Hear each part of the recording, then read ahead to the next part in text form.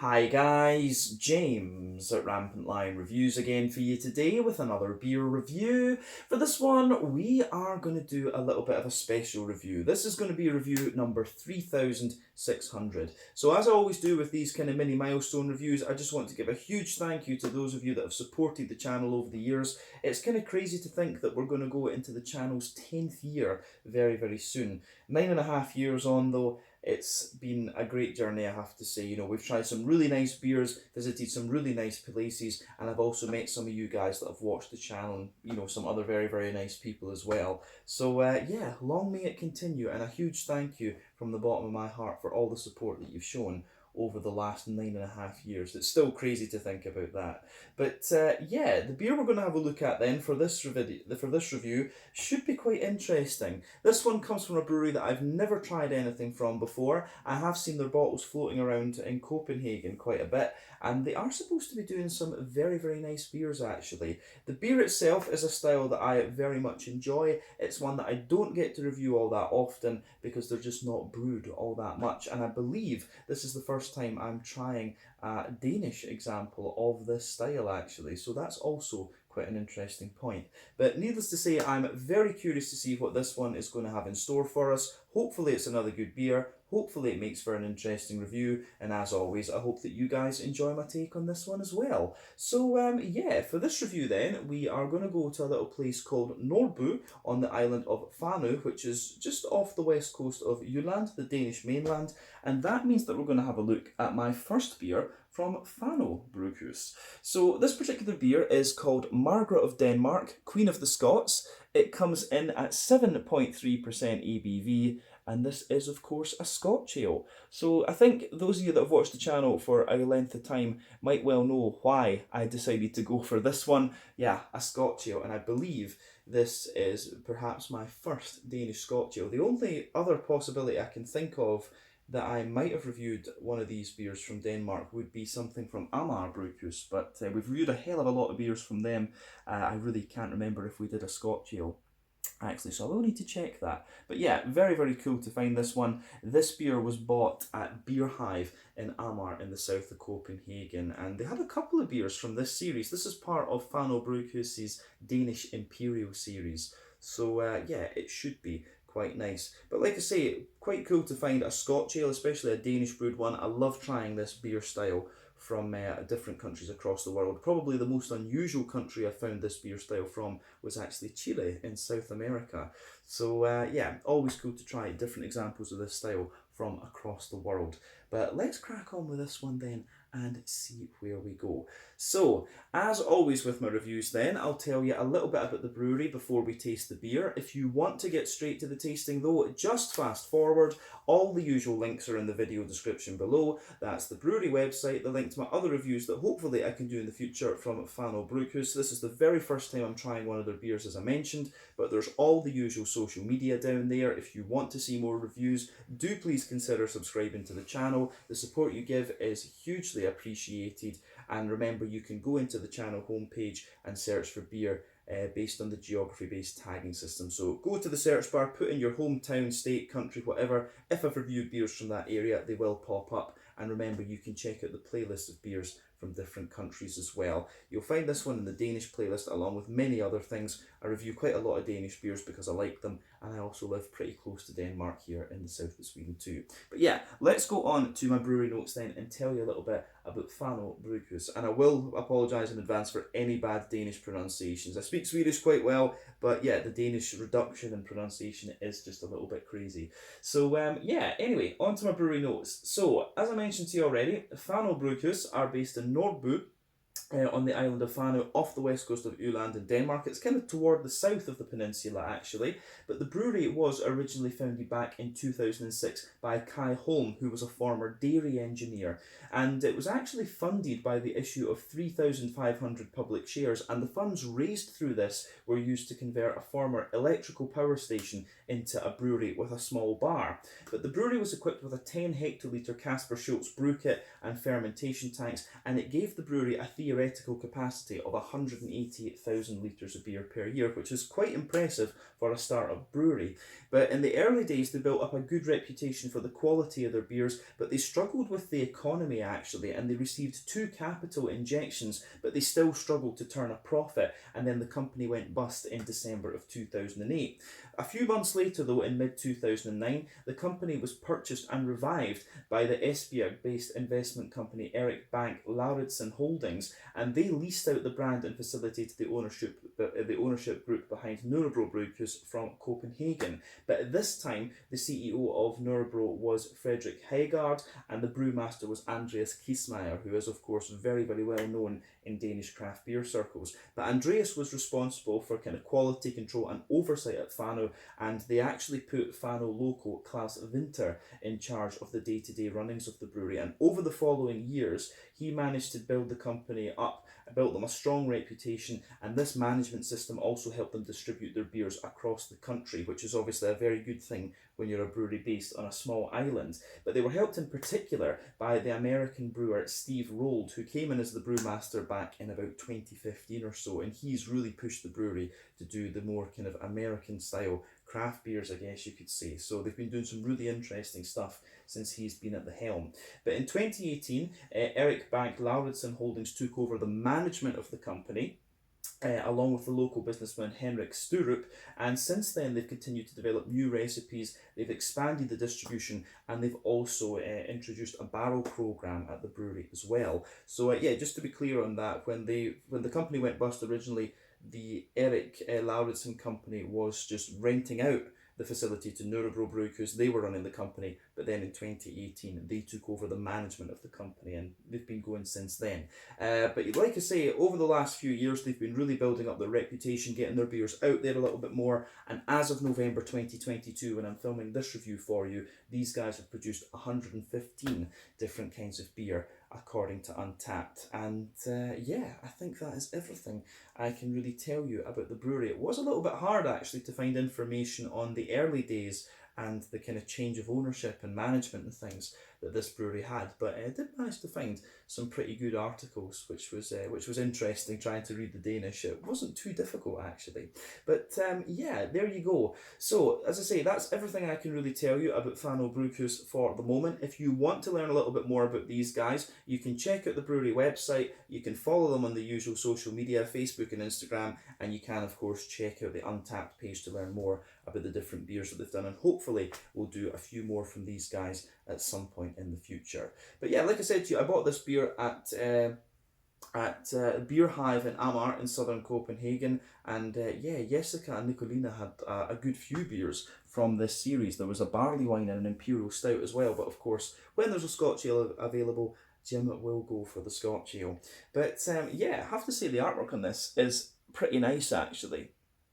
You can see Margaret of Denmark there, so that is pretty awesome. So yeah, I believe the full name of this beer is called Margaret of Denmark, Queen of the Scots. I did notice one thing that I need to point out on this. They've spelt Scots with 2 T's, and it should just be 1 T. Scott with 2 T's is a family name, whereas Scots, S-C-O-T-S, is the people, the race or whatever.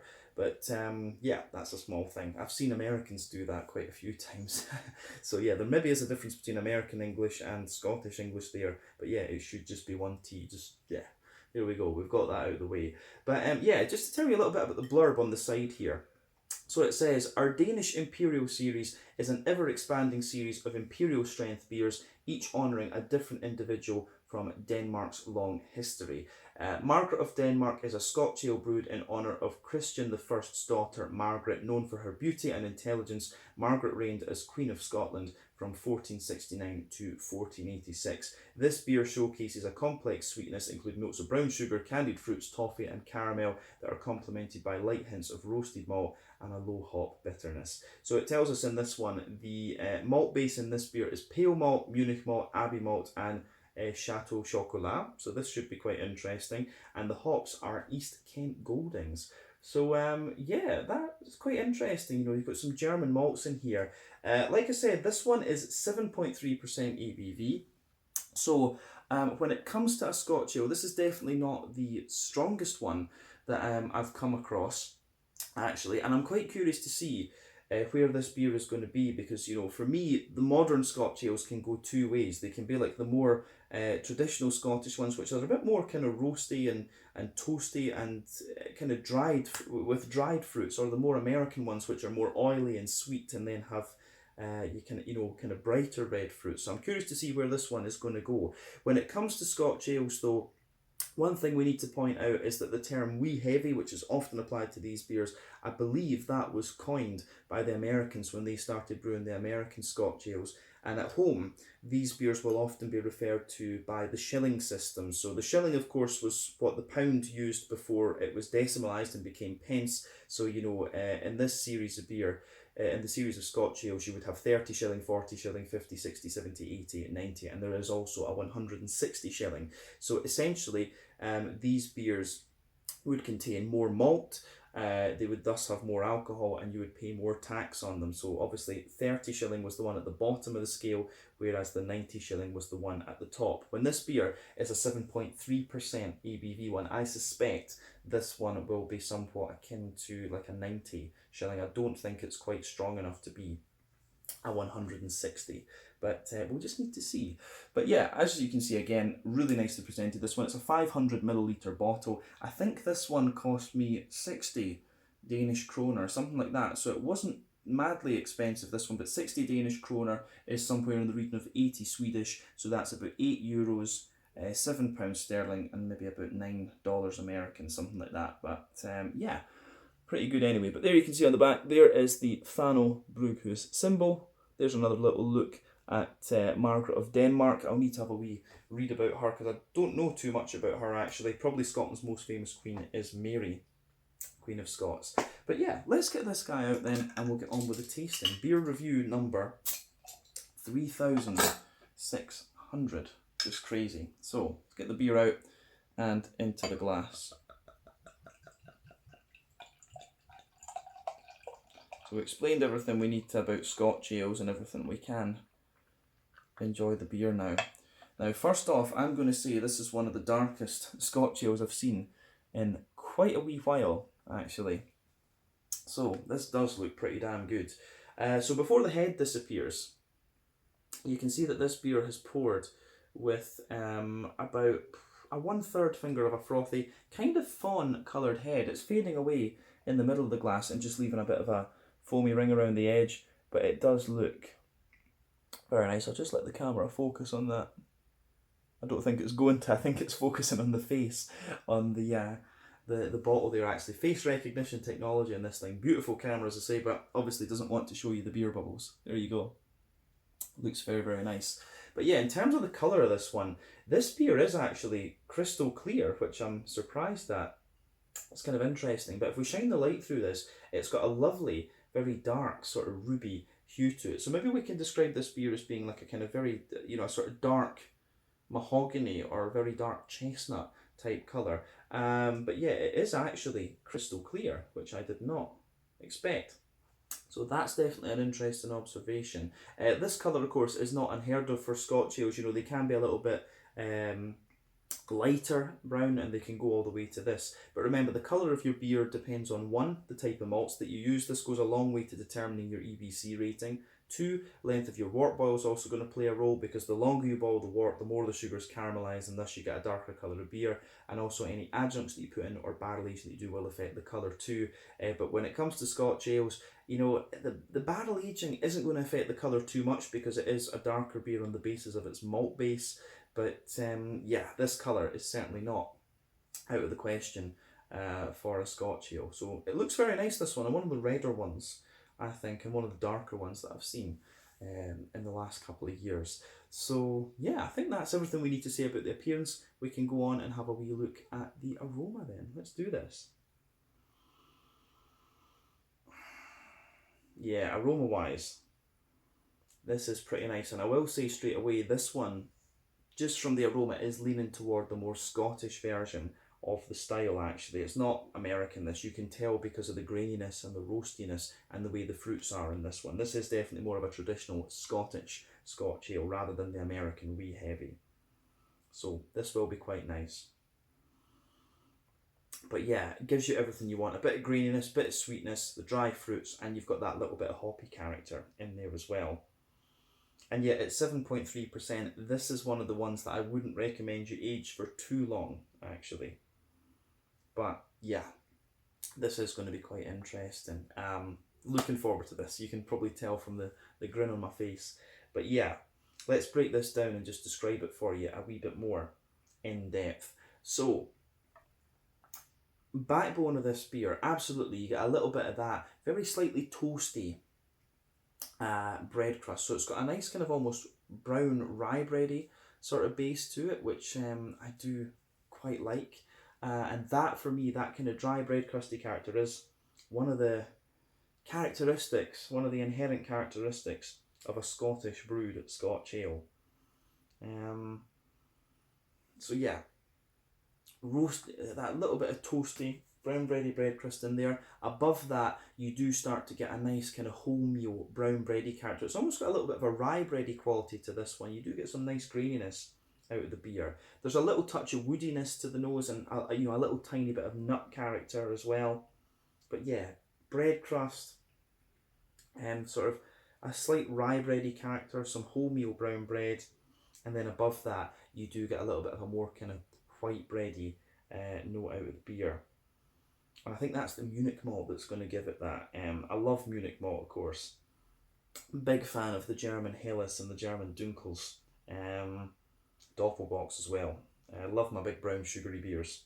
But yeah, on the malty side of things, this one is nice. It's just got a lovely big bready backbone to it, which is what you want. But above all of that, you start to get the brown sugary notes out of this one. And the brown sugars do have a wee bit of complexity in this beer.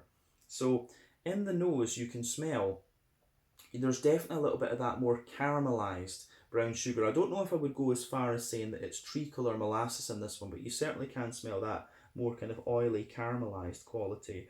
A bit of a sweeter caramel as well.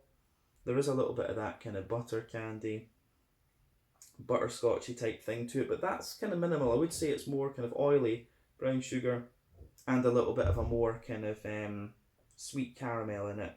But yeah, there's definitely some nice kind of McVitie's digestive biscuity notes to the beer as well. And yeah, the way that the malty base in this beer goes together is really, really nice and pretty damn authentic as well, which is something I do like. I like it when breweries try to make this beer style authentic rather than just going down the kind of American sweet route. So I think this one is going to be pretty damn good. Other than that, in this beer, I think that covers it for the malty side of things. But yeah, the further into the nose with this beer you go, you're going to get more breadiness, more graininess, and so on. But the brown sugar just kind of lingers there as well. It smells really good. It does smell very, very nice, this one. Yeah.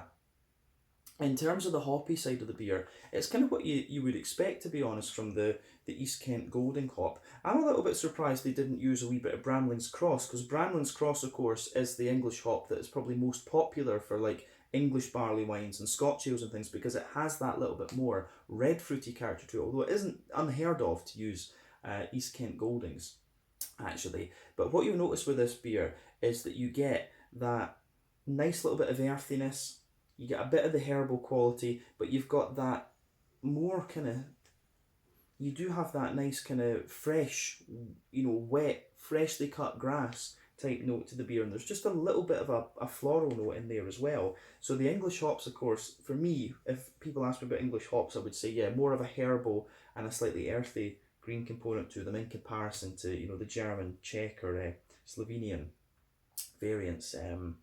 The earthiness and the herbal quality is just that little bit more prominent, actually. And of course, that's all to do with soil profiles and water profiles and things like that. But yeah, the hoppy side of this beer, the green component is quite nice. Let's look at the fruity side of the beer. So the fruity side of this beer is like, quite nice and dry fruity. So you've got a little touch of the kind of raisiny sharpness to this one and a wee bit of plum in there. But underneath that, it's more like a kind of pruny and datey sort of thing you get out of this beer. There is definitely a wee bit of a kind of black currant going on as well. Yeah, there is a wee bit of that black curranty note there. maybe a little touch of blackberry, but yeah, the way this beer goes together is really quite nice in that sense. So yeah, aroma wise, this beer, it really is quite nice, and it's, as I say, quite authentic. When it comes to this beer style actually being brewed in Scotland, probably the one that you want to go for if you want to see a proper traditional Scotch ale would be the Old Jock from Broughton Brewery. That's probably the classic Scotch ale actually. But yeah, as I always say, take a wee bit of time to enjoy the aroma of these beers before you get stuck in. I think it is about time that we taste this one. So yeah, this one is Margaret of Denmark, Queen of the Scots, 7.3% Scotch ale from Fanø Bryghus, a little island off the Danish mainland, Jylland. So let's have a taste of this beer. Very, very curious. Slange, skål, cheers, and again, thank you for all your support over the 9.5 years. Crazy to think. There we go.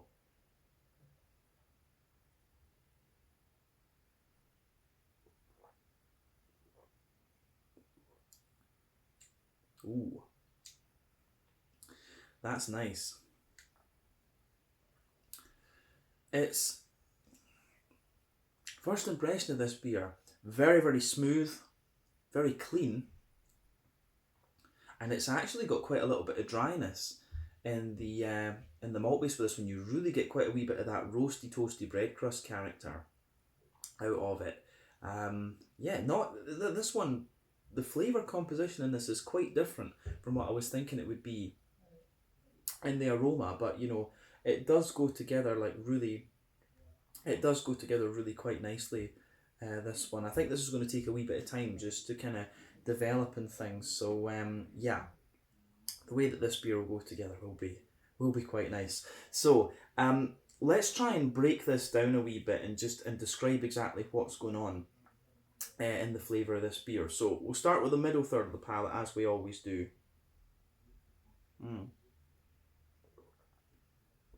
So yeah, middle third of your palate, you can feel the backbone of the beer. You've got that nice kind of roasty, toasty, well-fired bread crust. What I will say about that is that it's a lot more kind of roasty and toasty and almost black than I thought it was going to be from the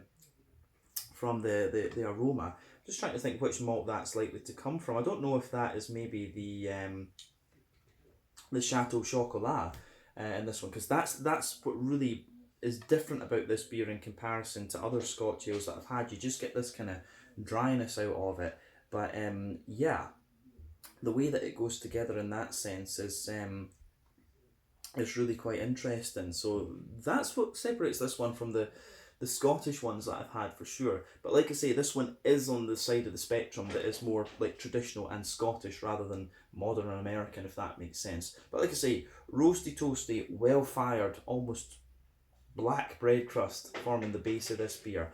Above that, you start to get a little bit more of a kind of like a dense rye bread character coming out of this one. So you can certainly feel that in there, but it's maybe like a slightly less well-fired bread crust as well. So this beer's very layered in its flavour. Roasty, toasty, almost black bread crust, a little bit of a kind of toasty bread crust. Then you get this almost kind of rye, brown bready quality. Above that, you can feel the bread mellows out even more, and you get a kind of wholemeal type thing to it. And then yeah, you can feel the kind of smoother German malt coming out on top of that, the Munich malt.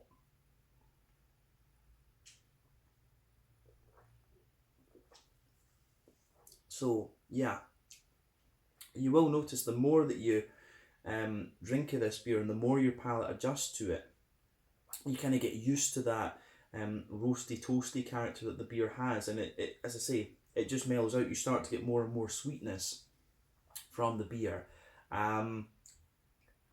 So above the kind of wholemeal brown bready layer, you start to get the white bread from the Munich malt, and that's quite nice. But then above that layer, you get the circle in the middle of your palate where the brown sugars come out. I don't think this beer has had an overly long wort boil, and I mean that's probably something that's one of the reasons why this beer is more red rather than being chestnutty and mahogany, if that makes sense. It's probably why it still has a bit more of its redness. I get the feeling from the brown sugars this beer has not had too much of a long boil. If it had, you get more of a kind of leathery character to the brown sugars there. It has got a little bit of that, but not overly much.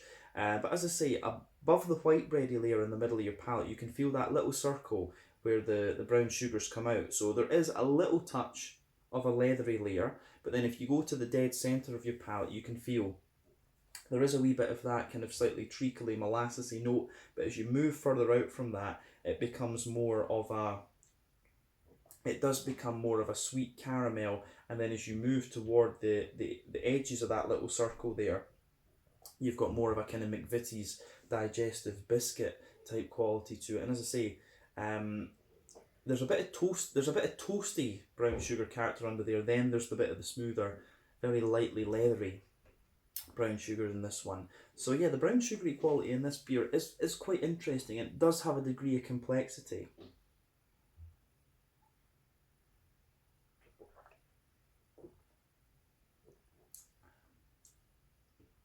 So yeah,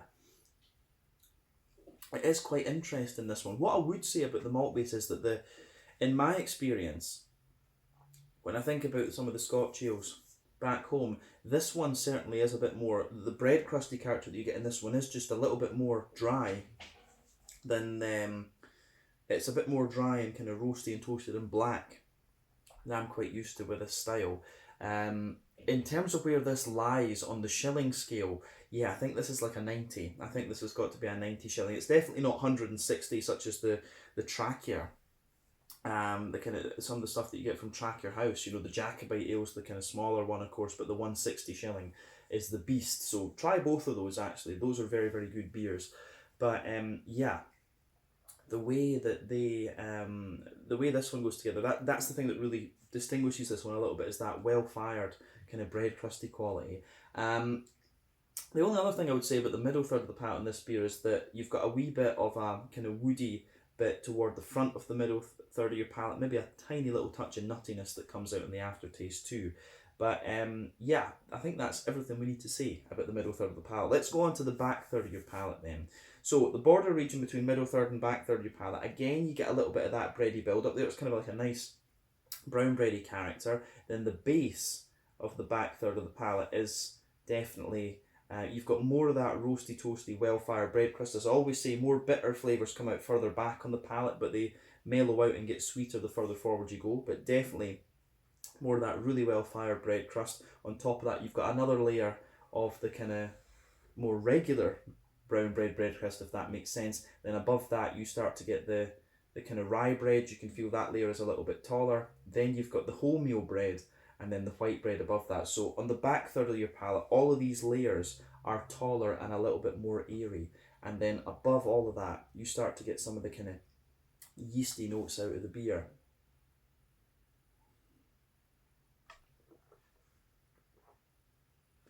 So yeah, you've got that nice kind of airy, yeasty quality coming out of the beer. And for me, the yeasty notes in this one, it's like a light wholemeal brown bread. There's a little bit of an almost kind of honeycomb quality to this one up there as well. So on the back third of the palate, you have got that airy, yeasty sort of thing that just kind of lies there too. But yeah, I do like how that goes together. So we can definitely say that on the back third of the palate, the flavour is definitely taller. Then as you come further forward into the middle third of the palate, it just condenses down and squashes together that little bit more. But I think we've covered the malty side of this beer now. So let's go on to the hoppy side of things. This beer actually does have a good little bit of hoppy bitterness to it as well, which I think is quite good considering the roasty, toasty backbone that it has. So in the back corners of the palate, you definitely get a little bit of earthiness there from the East Kent Goldings. And as you move further forward, it almost has a little slight ashy character to it there, but then it becomes quite herbal, and as you push toward the kind of front corners of the palate, you've got a little bit of a more floral aromatic sort of thing going on. Round the front curve of the tongue, there's a wee bit of a lighter, more grassy character to it, which I do quite enjoy. And then yeah, I have to say that is pretty nice. So yeah, the grassy and floral notes in this one are quite nice.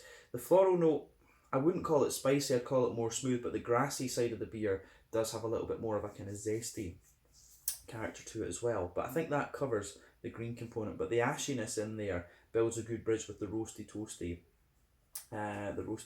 side of the malt base. But let's go to the front third of the palate and the fruity side of the beer. So the border region between front third and middle third of your palate, again you get a little bit of that sort of bready build up in there, so you can feel that, and it's more like a kind of brown bready sort of thing. It's almost got a very slight cakey character to it, or maybe like a brandy soaked fruit loaf, you know, something like that, fruit bread. And the base of that front third of your palate is more kind of bread crusty, and it is more like kind of bread crusty, but then you've got a slightly sweeter wholemeal brown bread on top of it. So yeah, I do like how it goes together.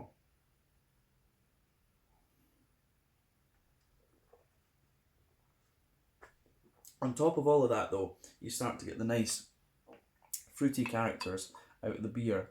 And when it comes to this beer, I would say that the fruity side of this one is very, very authentic when it comes to a non-Scottish brewed Scotch ale. This is probably the most authentic one I've come across in terms of the fruity side of the beer actually.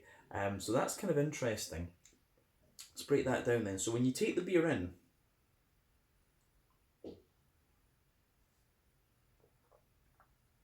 you do get a little bit of that kind of raisiny note. And if we go to the back of the front third of your palate, you get a little touch of the raisiny note. There is maybe a teeny little bit of plum under there as well, but really this beer, it leans toward the more kind of dry, fruity characteristics. So you get a bit of prune for sure, you know, dried plums. Then underneath that, you get the kind of datey qualities and a little bit of that sultana note, maybe a little bit of an oily pear as well. These are the kind of fruits that you get there. But as you move further forward on that front third of your palate, you get a little bit of a figgy character. Then as you move into the front half of it, you get a more kind of black curranty sort of thing. Above all of that though,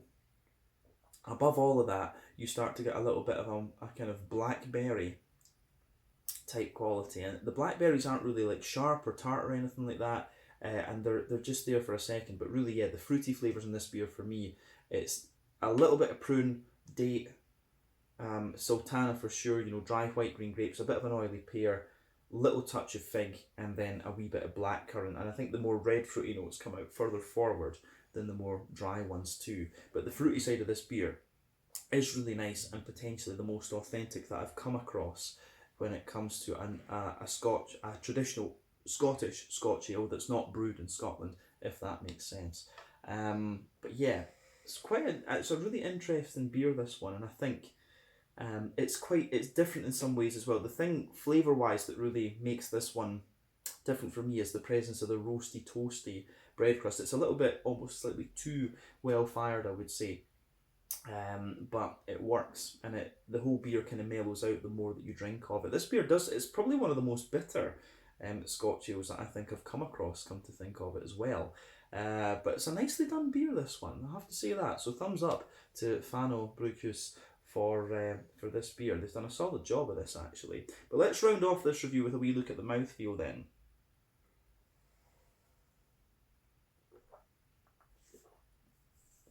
So, yeah, in terms of the mouthfeel, like I said, this one, we have to remember this beer is only 7.3%, so it's not as heavy as a number of the Scotch ales that you will come across. This one is, and it is more of a traditional take on the style rather than a modern take. But I would say this one, for me, it's kind of right in the middle of the spectrum when it comes to this style. So mid-bodied, smooth carbonation, a little bit oily, but it still feels very, very clean. In terms of the bitterness and things, it's quite, you've got a bit of bitterness and roastiness from the malt base in this beer, as I said, but you've also got some of it from the hops. It must be about, I just saw that it says on the bottle there it's 48 IBUs. I was going to guess 40.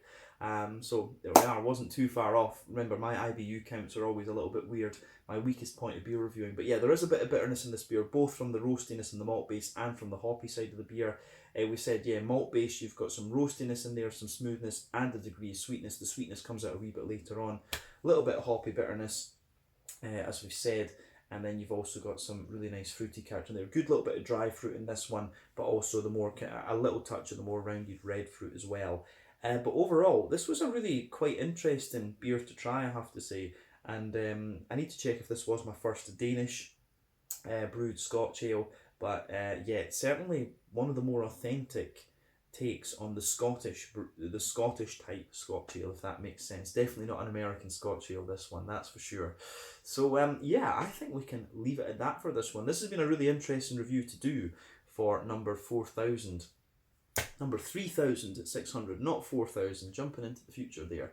So yeah, this has been quite an interesting one to do actually, and yeah, stylistically it's definitely a 90 shilling. This one, I'm pretty set with that. This is a 90 shilling Scotch ale rather than being a big 160. If you do want to try some kind of some of my favourite examples of this style, if you go to Scotland, the Old Jock from Broughton Ales, or the Jacobite Ale from Track Your House Brewery, those would be two on the lower side of things. If you want something a bit higher in alcohol, go to the 160 shilling from Tracker House. And of course, if you want something a wee bit more modern, Tempest Brewing, their Old Parochial is more a mix of the traditional Scottish take of the style and the more modern American as well. So that's quite an interesting one to try too.